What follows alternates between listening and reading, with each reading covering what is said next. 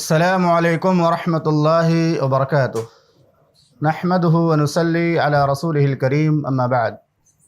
معزز محترم سامعین کرام، دینی اور اسلامی بھائیوں، آج کے درس میں برزخ سے متعلق ایک سوال کا جواب پیش خدمت ہے۔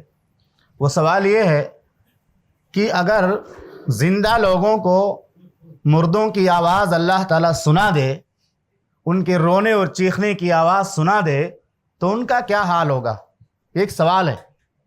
ہم لوگ مردوں کو دفن کرتے ہیں، مردوں کو نہلاتے ہیں، قبر میں اتارتے ہیں، بہت سارے مشکل مراحل سے مردے گزرتے ہیں، تو ان کی جو آواز ہے، روح قبض کرتے وقت ان کی جو فریاد ہوتی ہے، سوال و جواب میں کامیاب نہ ہونے کی وجہ سے وہ جو قبر کے اندر آواز لگاتے ہیں اور اپنی ناکامی کا تذکرہ کرتے ہیں، اور اسی طرح سے جب فرشتے ان کو عذاب دیتے ہیں، جیسے کہ آپ نے سنا اللہ کے نبی صلی اللہ علیہ وسلم نے فرمایا، جو کوئی کافر اور مشرک دفن کر دیا جاتا ہے تو فرشتوں کے پاس ایک لوہے کا ہتھوڑا ہوتا ہے، اور وہ اتنا مضبوط اور اتنا بھاری ہوتا ہے کہ اگر پہاڑ پر اس کو ایک مرتبہ مار دیا جائے تو ریزہ ریزہ ہو جائے گا۔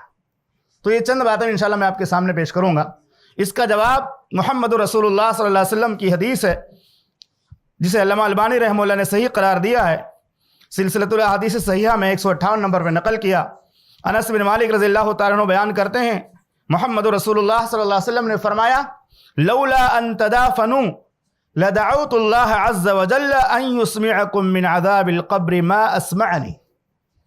اگر اس بات کا خدشہ نہ ہوتا کہ تم مردوں کو دفن کرنا ہی چھوڑ دو گے، مردوں کو ہاتھ لگانا، نہلانا، دفن کرنا، ان کے پاس بیٹھنا تو چھوڑ دو گے، اگر اس بات کا ڈر نہ ہوتا، لدعوت اللہ عز وجل، تو میں اللہ تعالی سے یہ دعا مانگتا، ان یسمعکم من عذاب القبر، کہ تم کو قبر کا عذاب اللہ تعالیٰ سنا دے۔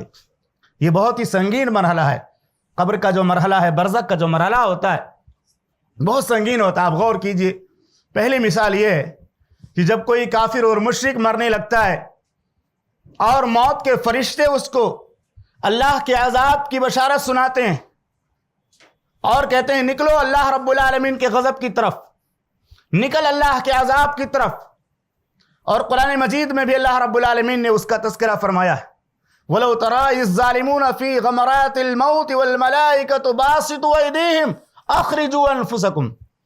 اسی طرح اللہ رب العالمین نے فرمایا، فرشتے یہ بھی کہتے ہیں، الْيَوْمَ تُجْزَوْنَ عَذَابَ الْهُونِ، آج تم کو رسوائی کا عذاب دیا جائے گا، ذلت کا عذاب دیا جائے گا۔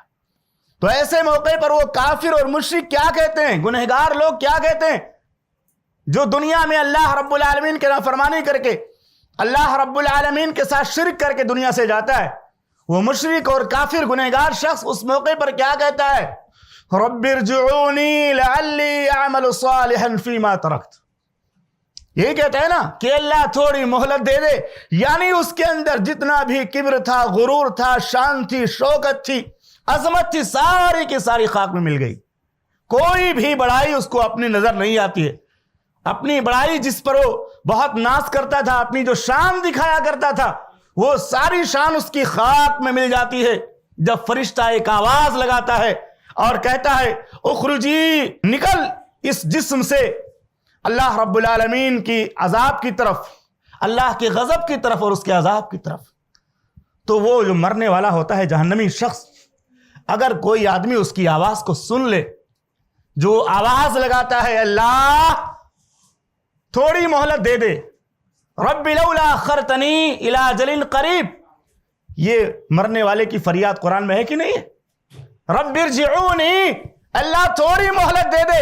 بڑا سے بڑا مشرک، بڑا سے بڑا کافر، بڑا سے بڑا گستاخ رسول ساری ہیکڑی بھول جاتا ہے، وہ ساری شان و شوکت بھول جاتا ہے۔ تو اگر یہ آواز زندہ لوگ سنیں تو ان کا کیا حال ہوگا جب وہ فریاد لگاتا ہے، اے اللہ مہلت دے دے، اللہ مہلت دے دے، تھوڑی دیر اور ہمیں دنیا میں زندہ رکھ تاکہ ہم توبہ کر کے نیک بن جائیں، صدقہ و خیرات کر کے نیک لوگوں میں سے ہو جائیں۔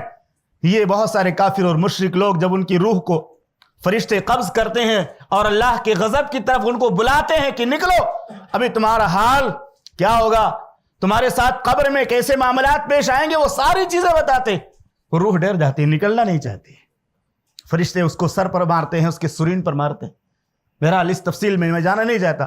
اسی طرح دوسرا مرحلہ آپ غور کیجئے. اللہ کے نبی صلی اللہ علیہ وسلم نے فرمایا کہ جب لوگ کسی میت کو نہلا کر کفن پہنا کر اور اس کو اٹھاتے ہیں اپنے کندھوں پر، اذا اذیعت الجنازہ فاحتملها الرجال على اعناقهم، کندھوں پر اٹھا کر قبرستان کی طرف جاتے ہیں تو اگر نیک آدمی کا جنازہ ہوتا ہے تو کیا کہتا ہے؟ قدمونی قدمونی، جلدی لے چلو جلدی لے چلو. اللہ ہم کو ایسے بندوں میں شامل فرما لے کہ جب ہمارا جنازہ قبرستان کی طرف جائے تو اللہ سے ہم دعا کریں کہ اللہ تعالیٰ تو ہمیں کامیابی عطا فرما، اور ہم لے جانے والوں سے کہیں جلدی لے چلو جلدی لے چلو، ابھی قبر میں جنت کی کھڑکی کھولی جانے والی ہے، جنت کا بچھونا بچھایا جانے والا ہے. اور اگر جہنمی شخص ہوتا ہے تو کیا کہتا ہے؟ یا ویلہا این یذهبون بها، ہائے افسوس، لوگ کہاں لے جا رہے ہیں مجھے؟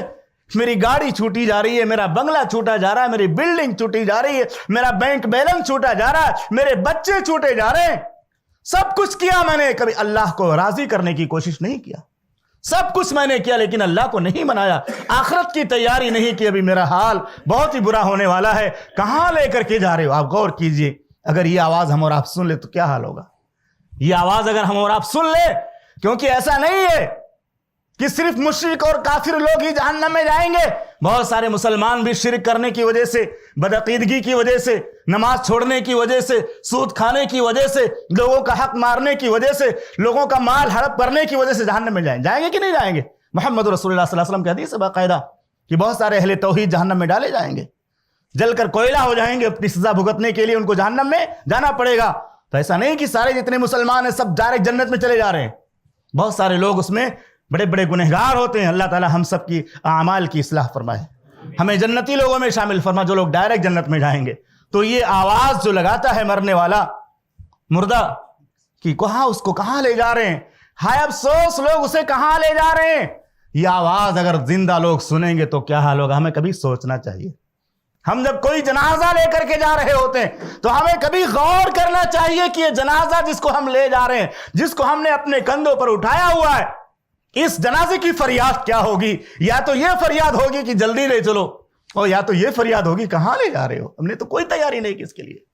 اسی طرح سے جب کوئی شخص قبر کے سوالوں کے جواب میں ناکام ہوتا ہے نا، جو اس سے پوچھتے ہیں من ربک ما دینک من نبیک، تو کیا کہتا ہے؟ ہاں ہاں لا ادری، ہائے افسوس میں نہیں جانتا، ہائے افسوس میں نہیں جانتا.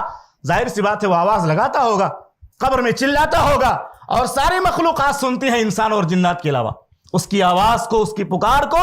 تو کوئی بھی شخص جب قبر میں ناکام ہوتا ہے آواز تو لگاتا ہوگا، لیکن اللہ تعالیٰ نے ہمیں یہ طاقت نہیں دی ہے کہ اس کو آواز کو سن سکے. اس کی آواز کو ہم اگر سنیں تو کیا حال ہوگا؟ قبر کے اندر جو چلاتا ہے سوالوں کے جواب میں ناکام ہونے والا، کیا کہتا ہے؟ ہاں ہاں لا ادری، ہاں ہاں لا ادری، ہمیں تو کچھ بھی نہیں پتا، ہمیں کچھ بھی نہیں معلوم، میں کچھ نہیں جانتا، اللہ کون ہے، رسول کون ہے، دین کیا، مجھے کچھ بھی نہیں پتا. اور اس میں وہ بھی آواز آتی ہے قبر میں. آپ نے حدیث سنی ہے، کہتے ہیں اللہ رب العالمین کی طرف سے آواز آتی ہے اس کے لیے جہنم کی کھڑکی اس کی قبر میں کھول دو، جہنم کا بچھونا بچھا دو.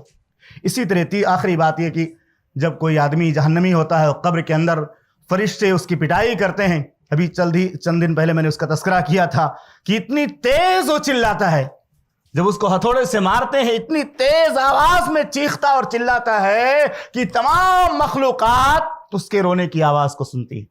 تمام مخلوقات اس کے رونے کی آواز کو سنتی ہیں اور اس کے چیخنے اور چلانے کی آواز سنتی ہیں، لیکن انسان نہیں سن پاتا. انسانوں اور جناتوں کو اللہ نے وہ طاقت نہیں دی ہے کہ اس کے رونے اور چیخنے کی آواز کو سن سکیں. اگر کوئی آدمی سن لے تو پھر کیا حال ہوگا؟ قبرستان لوگ جانا چھوڑ دیں گے، مردوں کو اٹھانا چھوڑ دیں گے، دفن کرنا چھوڑ دیں گے، مردوں کو چھوڑ کر لوگ بھاگ جائیں گے. یہی جواب محمد رسول اللہ صلی اللہ علیہ وسلم نے دیا اس حدیث کے اندر کہ اگر اس بات کا ڈر نہ ہوتا کہ تم اپنے مردوں کو دفن کرنا چھوڑ دو گے تو میں اللہ سے دعا کرتا کہ اللہ تمہیں قبر کا عذاب سنا دے، قبر کا عذاب دکھا دے. لیکن اللہ کی طرف سے بہت بڑی آزمائش ہے. یہ موت ایسی حقیقت ہے کہ رب العالمین نے فرمایا لقد كنت في غفلة من هذا. مرنے والا مرنے سے پہلے برزخ کے حالات نہیں جان سکتا، نگاہوں سے نہیں دیکھ سکتا، اس کو محسوس نہیں کر سکتا. اللہ کی طرف سے ایک امتحان ہے. اللہ رب العالمین نے فرمایا جب موت کا فرشتہ اس کی روح کو قبض کرنے کے لیے آتا ہے تو اس سے کہا جاتا ہے لقد كنت في غفلة من هذا، مرنے کے بعد کے جو حالات ہیں ان سے تو غافل تھا، سنتا تھا لیکن یقین نہیں کرتا تھا. لقد كنت في غفلة من هذا فكشفنا عنك غطاءك، جیسے موت کا فرشتہ آیا تمہارے سامنے نگاہوں کے پردے ہم نے ہٹا دیے. موت کے فرشتے کی آواز تم سنو گے، اس کی بات تو سنو گے، اس کے بعد جو بھی ہے سب دیکھو گے. فَكَشَفْنَا عَنْكَ غِطَاءَكَ فَبَصَرُكَ الْيَوْمَ حَدِيدٌ، آج تمہاری نگاہ بہت تیز ہے. اللہ سے دعا ہے کہ رب العالمین موت کا فرشتہ ہمارے پاس آئے اس سے پہلے ہمیں ان تمام باتوں پر یقین کر کے اور اپنے آپ کو گناہوں سے دور رکھنے کی توفیق عطا فرما.